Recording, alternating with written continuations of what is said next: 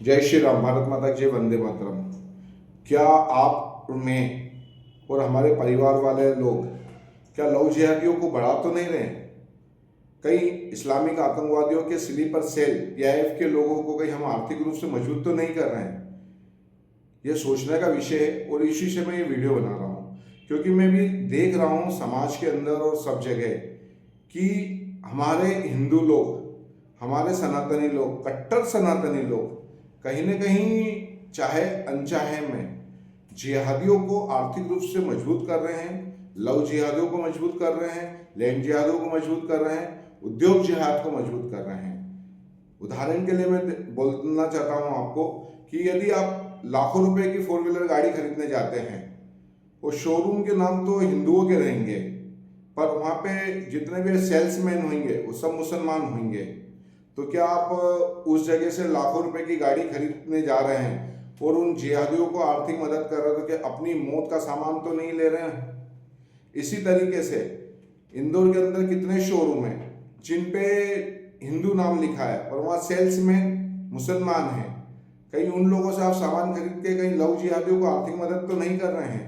इसी तरीके से अभी सरकारी विभागों में आउट स्टोर के नाम से कितने जिहादियों को रखा जा रहा है ना। सरकारी महकमे तक इन लोगों की घुसपैठ हो गई, हर विभाग में इन लोगों की घुसपैठ हो गई है।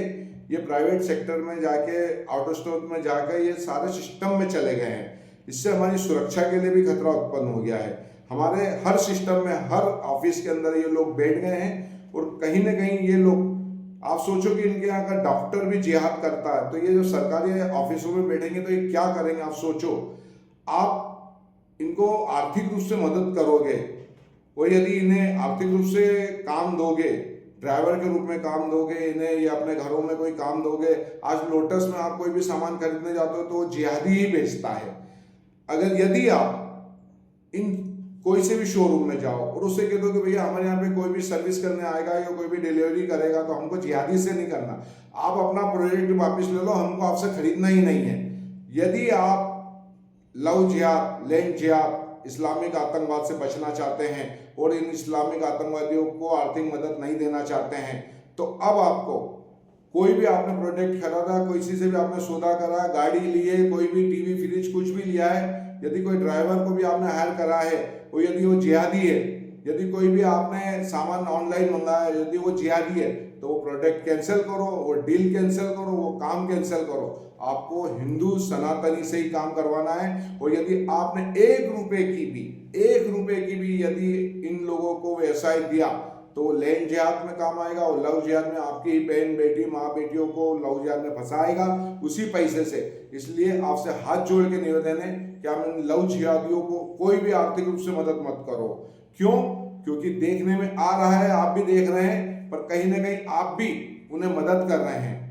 आप कहीं पे भी जाते हैं शोरूम में, आपको मालूम है वो मुसलमान है, उसके बाद भी आप वहां की जगह सामान खरीद रहे हैं सिर्फ दो पैसे बचाने के चक्कर में।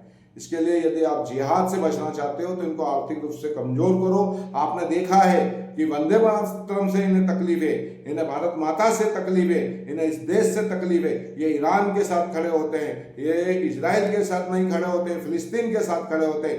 ये खुल के इस्लामिक आतंकवादियों का साथ दे रहो। यदि आप इस्लामिक आतंकवादियों को समर्थन करते हो तो फिर इनसे सामान खरीदो, यदि आप सनातनी हो तो फिर इनका आर्थिक बहिष्कार करो। जय श्री राम, भारत माता की जय, वंदे मातरम।